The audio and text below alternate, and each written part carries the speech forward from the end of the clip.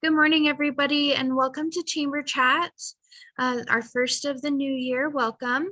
We have today Mary Mylet, who is an Economic Development Representative of the New Mexico Workforce Solutions, here today to talk about the Hospitality Reimbursement Program. And I'll let you take it away, Mary. Thanks, Katie.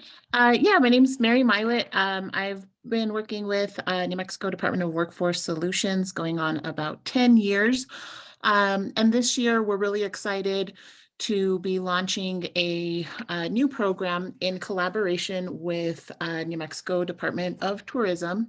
And we've created a reimbursement program for training assistants to support businesses in the hospitality industry. So being native Tausenia, I know, how important hospitality and tourism can be to a local economy. So when we were coming up with this program, there were a lot of pieces that I felt really strongly about and supporting those businesses that really support our local economy. So funding is available to assist eligible businesses in the hospitality and tourism industry with their qualified either new hires or promotional staff that need to be trained to be successful in their new positions, or if they've been promoted to a new position. Of course, there's always that learning curve. So we want to support businesses in that training time, because we know that that takes a lot of time and money away from businesses when you're trying to train and bring new staff on board. Over the course of the last 2 years, we definitely know that the hospitality and tourism industry has felt the brunt of, a lot of closures or operating at limited capacity. And then that's only magnified also by the shortage of workforce as well. That's definitely been a challenge.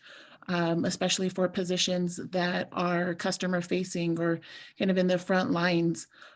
So that's why we created this program to help cover 16 weeks of training with a range of reimbursement from $816 to $4,480. The funding is limited. We have about $2.5 million that we've budgeted for this specific program. And we encourage, our employers in the hospitality and tourism industry to apply as soon as possible. We've really tried to make it our goal with this program to make the program, straightforward and easier to access. So we ask for, of course, some contact information and information about the employees that you would like to train. But we really try to limit the amount of red tape. We know a lot of grants and other applications, are really taxing on the business sometimes to try to produce so many documents to prove eligibility. So the application process is pretty straightforward. I will get the contact information and I'll make sure to post that in the chat. And I know Katie and Lindsay have been great about sharing that information as well. But I'd like to go into some of the requirements of the program. So in order to be eligible for the program, the business must be in the hospitality industry. And they must be located and operating in the state of New Mexico.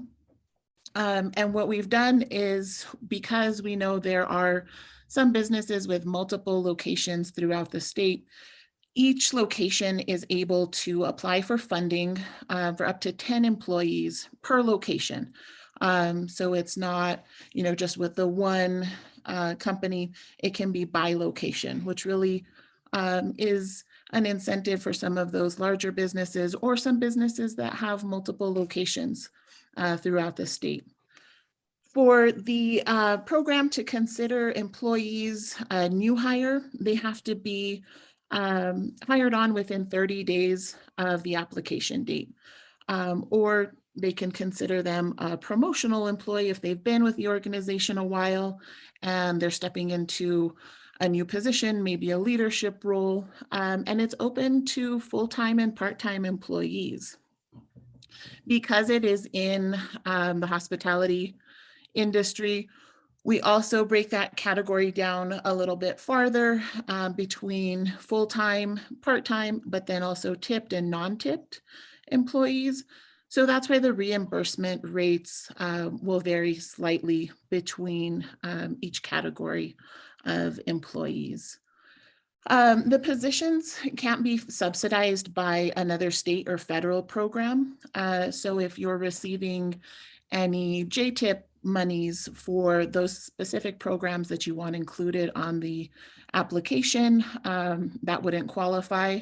But it doesn't mean that, because you've applied for that funding in the past, or if you even have a current jobs training incentive program application, or even a Workforce Innovation and Opportunity Act application, that you're disqualified. It's just if that particular position that you want to include on the application is being subsidized by one of those training programs. And if anybody has questions, I'm going to leave my contact information as well, so you can definitely reach out just to make sure that you qualify or to go over some of the requirements as well. The employer must provide the trainees compensation and general liability insurance coverage. The employee or the employer, of course, is also required to retain I-9 documentation, and which we can go back and audit. We don't ask that that is provided up front, but we want to make sure that it's on record and we can refer back to that if needed. The employee must also, or the employer, I'm sorry, must also provide a complete list of individuals hired or promoted. And of course, their social security number, their occupation, start date, hours worked, rate of pay, and any pay increases if they are a promotional employee. And then, of course, there'll be a monthly training reimbursement certification with required documentation that acts as kind of that payment method or that invoice so we can submit reimbursement. The qualifying positions for the program are as follows. So they must be paying at least $12.50 per hour. That's a minimum for the non-tipped positions. For the tipped positions, that rate is $2.80, which is the new minimum wage for tipped employees. And like I said before, the positions can be either full-time, part-time, tipped, or non-tipped. And then, of course, like we mentioned before, the employees must be hired or promoted within 30 days. And then promotional employees, again, must receive a pay increase. So those are some of the basic program requirements. It's pretty straightforward when we take your application. We are doing that through our Ready New Mexico line. And that number is 800-303-3599. And I'll definitely put that in the chat so we can reference that later. And you want to have, the following information available. So of course we need your employer account number or your UI tax number or your federal ID number as well. We'll need contact information and some basic demographics about the business. And then of course the number of employees that you would like to be considered on that application. So those are kind of the overall program requirements. It is, of our $2.5 million, we have about $800,000 left. So we would definitely like to make sure that that gets out to our smaller communities as well, and make sure we have that impact in our local economies. So if there's any questions about the program, or if I can provide any clarification on some of the requirements, please, don't hesitate to reach out and let me know how we can assist. Are there any questions about the program so far? Yeah, I have a question. Okay, great. Seasonal businesses like my rafting company, Any problem with us qualifying? No, not at all. So when we were designing this program, we knew that a lot of hospitality and tourism related businesses are seasonal. And growing up in Taos, I definitely know that seasonal economy. So no limitations there. You are definitely able to apply. Thank you. Yeah, of course. And I'm going to go ahead and put the information in the chat. So we have that number where to apply for the program. And then if there's any other questions that I can answer that you guys might have about the program or accessing any other services administered by New Mexico Department of Workforce Solutions, I would be happy to answer those or try to get the information to you. Thank you so much for that, Mary. Of course. So I've put the phone number in the chat. Once again, it's 1-800-303-3599. And we can take those applications for you from 8 a.m. to 4 p.m. Monday through Friday.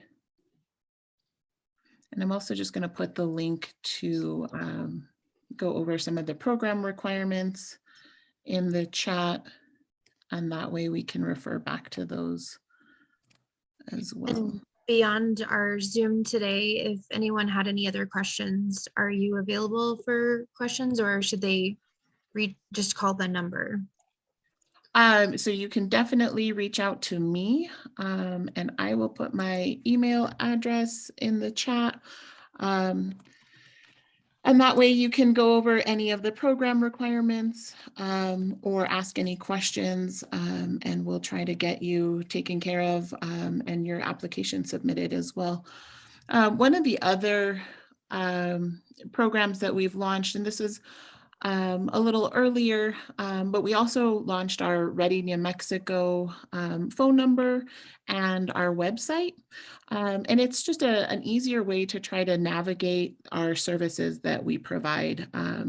When we were closed or we had limited access in person in the office, we decided to go the route of creating this 1-800 number where businesses and job seekers alike can access the same information that they would if they were going in person to an office. So on top of being able to take the application for for the hospitality training reimbursement program, if there's any questions that you have about posting a job, or if job seekers have any questions about accessing services, how they get connected with New Mexico Workforce Connection, or any training questions, they can always call that Ready New Mexico line to get additional information and support for those questions. So you'd be contacting a representative statewide. So we might call from Taos and get somebody in Las Cruces, but they're able to access your account, pull up your information, and help you over the phone or set up even some follow-up meetings, either via Zoom or over the phone to try to assist businesses and our job seekers as well, to really try to kind of make some of those connections, because it was, we had to have our limited service for so long that we were really trying to be as creative as possible and try to reach as many people as we could. So there's the Ready New Mexico website, which will give you great information about training and information about job seeker services, and then of course information to support businesses as well. So all of that will be available, and I know you guys are great at getting that information out to our community. So I'll leave that in the chat, and hopefully we can get that out to some more people. Thank you so much for that.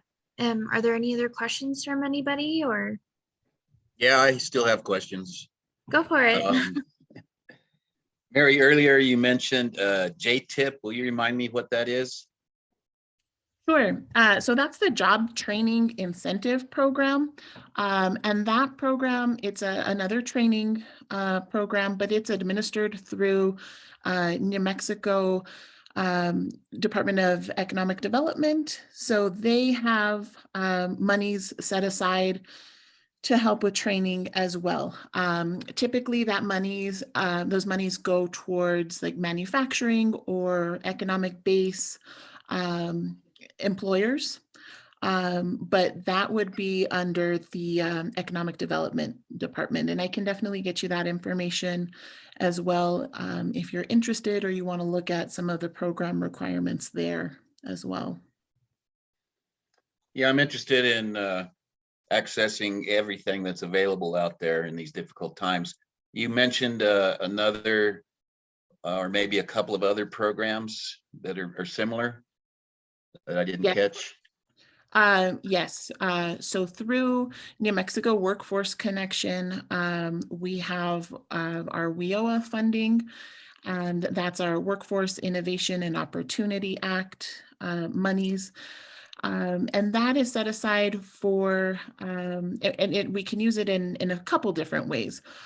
So job seekers that are looking to, maybe pursue a new career or get a certification in a specific occupation can access that funding to go to, training. They can get their CDL, or if they're interested in going to the medical field, working on their nursing degree, or a CNA program, anything like that, as long as it's an occupation in demand. On the employer side, businesses can access that funding for things like customized training. If you have, for example, maybe a new program that you're using for billing and you'd like to get, your administrative staff trained on this new program or new technology, we can put together a customized training contract to help support the business like that. We also have funding available for on the job training.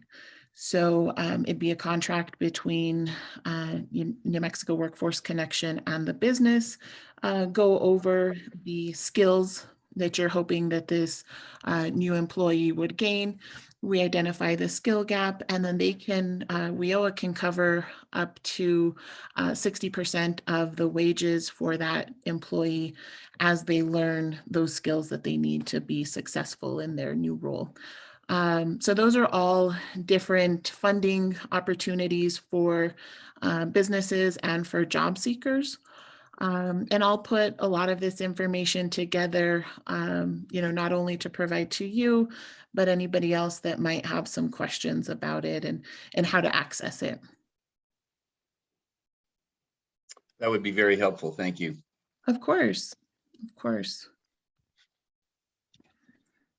Anything else from anybody?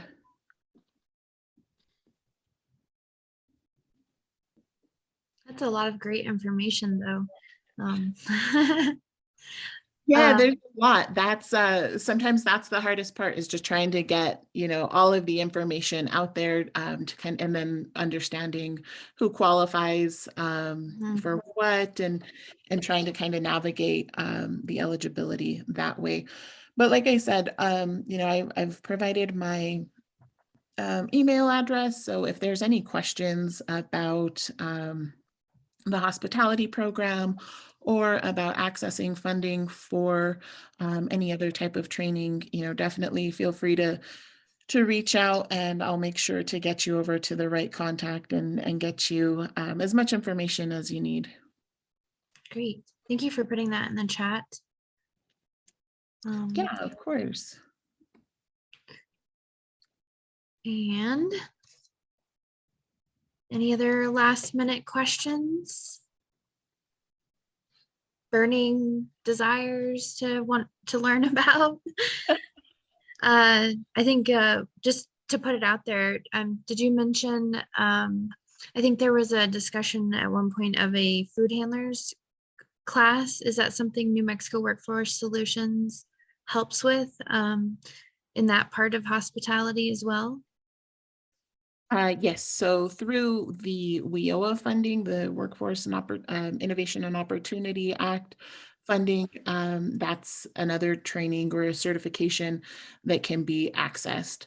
And in Taos, we're really lucky because we have such a great partner in UNM Taos that put together some really innovative and easy to access programs related to workforce. So they've been a great partner with their CDL program that we've used quite a bit. They have a lot of certifications in the medical field, which have been great as well. And then, and we can try to fund that for people looking to either, gain these certifications to hopefully move up in their career, or, over COVID, a lot of people have decided to change careers and kind of do a 180 and really look at what other options are available to them. So looking at the WIOA funding that's available for training, and it's a great program as long as it's an occupation in demand. They can help cover tuition, books, supplies, Wow. um, anything that's really part of the program. So I know in years past, we would have programs that, like for a CNA, they need their stethoscope, they need scrubs. As long as that's built into the program, it's something that's required for you to be successful. Those things can be funded as well. So it goes beyond just the classroom training. So it's a really great opportunity for people to look at these opportunities and see if it meets what they're looking for. A lot of times WIO will also focus on short-term training.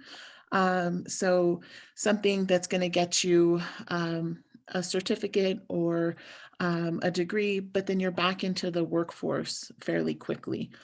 So that's really the goal as well, to make sure that that turnaround is quickly. So you're back working in a field that you're learning and you're supporting your family. So those are some of the benefits of the WIOA dollars that we have as well. That's pretty And I know, huge. yeah, I mean, definitely. honestly, to be able to cover so many different uh, fields, let's say, like different career paths, but also so many different, I mean, because that can be hard for people when, like I really want to do this, but I have to buy all these extra things, but knowing that there could be some monies out there for them is pretty great. So Right. basically, if you have a thought of an idea, they could come to you and say, hey, this is what I'm thinking about doing. Is it possible? Can you help me kind of a la carte my my career? Exactly. And we really try to make sure that we keep it local.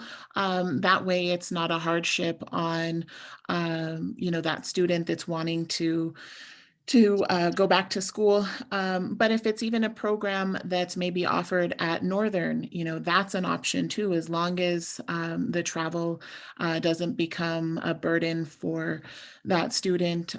There's also programs, there's a CDL program that we'll use sometimes out of Albuquerque that's kind of it's a shorter, condensed version. So it really depends on what works best for the job seeker. We definitely love using UNM. They have wonderful programs, but if it's something that they can also access at another training provider, that's open to them as well. So it's really just kind of meeting with, a career consultant and really trying to identify your goals in either, your education pursuits or your, workforce goals, and really finding what's available to you and how we can make that happen. But there's a lot of different programs out there that we can tap into and access. It's just a matter of, being creative and finding, really just trying to identify those goals. It's exciting. It's a good time, isn't it? Like it's a time where people can transition or these are professional development, basically, right? In many cases too. That's wonderful. Yeah, exactly. And, there's been so much change, I think. And I think a lot of people are really embracing that change and looking to see what other opportunities are out there for them, professionally, especially. You see that one of the nice things with the hospitality program, and there have been people that, of course, have decided to move on in their career, maybe get out of the hospitality. But for a lot of the businesses that we've been talking to, the silver lining is it's allowed for a lot of upward mobility for people that have worked in the industry before, and now they're opening up positions in more management fields. And, so a lot of that movement in our workforce, there's some ups and downs to it. But it's creating opportunities definitely for a lot of people to look at different jobs that they've maybe never thought of before, or opening opportunities that, maybe weren't necessarily as available as they would have been in different times. So I guess there's some good that has come out of the Yeah. last 2 years of all of this craziness.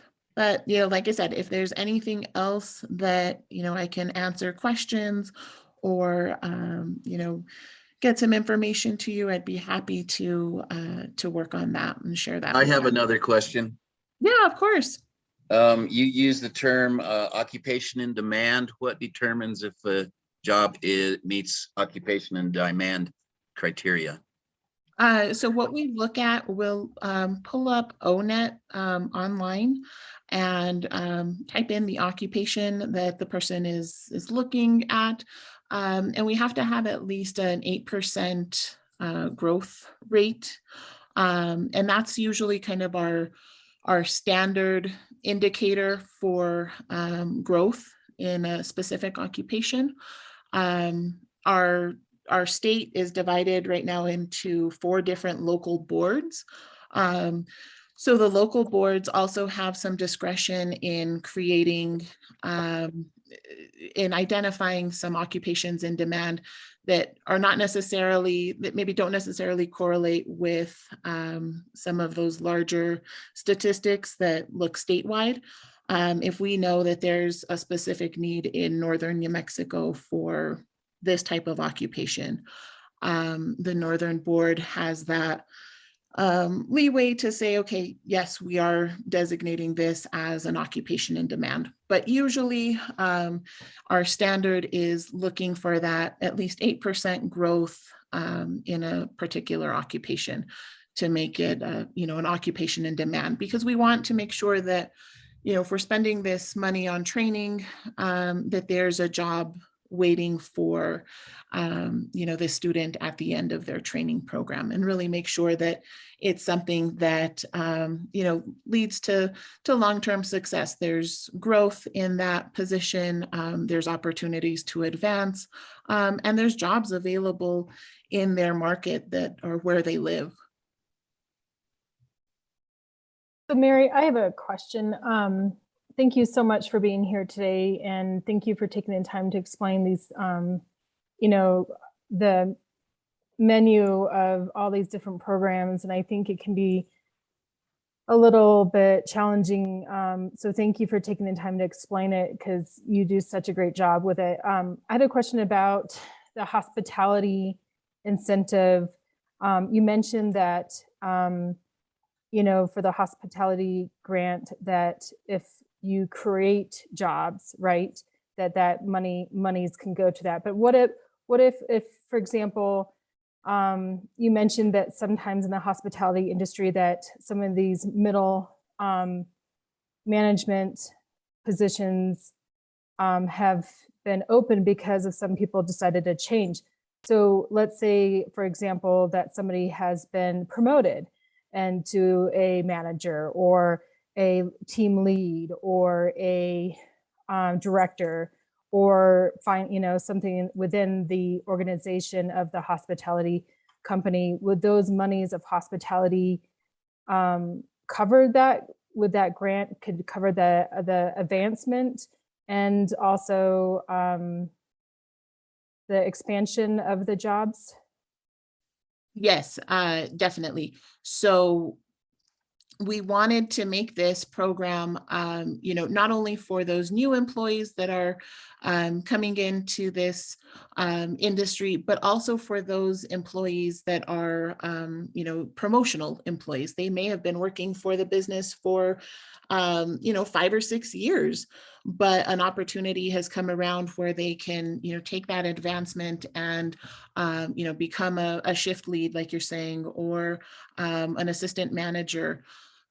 So that promotional piece can definitely be funded through this reimbursement program as well. I was talking to a business yesterday evening, and they had somebody, kind of talking about that, the ups and downs of, the hospitality industry. They had somebody that was just tired of working in hospitality. They decided it was better for them to move on. But the silver lining for the business was it created, about 4 different jobs, so to speak, or opportunities for people to advance their career. So, people that have been with that specific business for a while were now getting the opportunity to be an assistant manager or, their key manager. And it's created some opportunities for other people as well. So yeah, promotional employees definitely would also meet the requirements of the program. Great, thank you, Mary. Yeah, of course. And I've put, it's a lot, but I've put in all of the program requirements and, specifics about the program. Like I said before, it has to be at least $12.50 per hour for those non-tipped positions, or at least $2.80 for the tipped positions. It can be new employees or promotional employees. And it's really just getting the application in, and then we'll start asking for some of that additional documentation about the employees that we're considering on the application. So if there's anything else that I can answer or information that I can provide, definitely let me know. Thank you, Mary. Of course.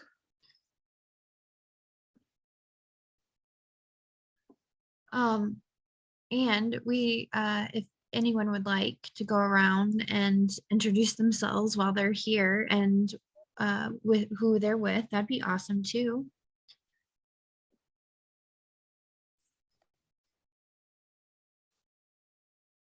I'm Francisco Guevara. I'm the president of Los Rios River Runners, New Mexico's oldest, most experienced rafting company. We're one of the larger employers in Taos County on a seasonal basis, and have had good and bad times with the Department of Workforce Solutions, but we appreciate that you guys exist and are willing to help. Makes a big difference.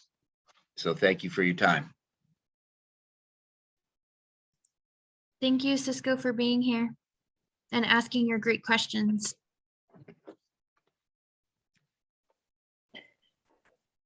And I'm Lindsay Faffbane with the Taos County Chamber of Commerce. Thank you, Katie, for facilitating this today. And thank you, Mary, for being on today with this great information and resources. And we'll, I think, go ahead and share this link with our chamber members and also the hospitality industry. It's great that we have so many local partners and new programs that are rolling out because things have shifted, and we're trying to really empower and help our hospitality programs and restaurants and hotels, and the tourism sector really got hit hard, I think, during COVID. So thank you so much for those resources. And it's great that we have so many amazing outdoor things to do in Taos. We're really lucky that way. So thank you, everybody, for being here. Thank you. Anwar, would you like to go? Hi, good morning. Thank you guys for putting on this this forum. And Mary, thank you so much for your time. I'm Anwar Kalin. I'm the director of the Taos County Small Business Development Center, hosted at UNM Taos, and we provide free business counseling and training. And just wanted to say that the programs that Mary mentioned and the work that Workforce Solutions is doing is really going to become that much more critical going into 2022, because from my perspective, the work that I've been doing in 2021, which was helping connect businesses with disaster assistance funding at the federal and state levels, is no longer there. And in the absence of that support, things like JTIP and kind of going back to basics. And I've been traveling around the county in the last couple of weeks, and from Penasco up to Costilla. It's no longer a conversation about what money is out there to help my business. It's about back to the business plan and the drawing board about where's the market and how do you as a business position yourself to remain competitive in this market. So thank you, Mary. Really appreciate all your information. And thank you guys for hosting it. Anwar. Thank you, Anwar. And thank you, Mary, for everything and for sharing the information again in the chat. I'm Katie Ritter, Membership Director and Event Coordinator with the Taos County Chamber of Commerce. This has been Chamber Chat. Thank you so much for being here. Are there any further questions or any other comments? All right, well, thank you so much. Thank you. Much appreciated. I'm going to stop the recording.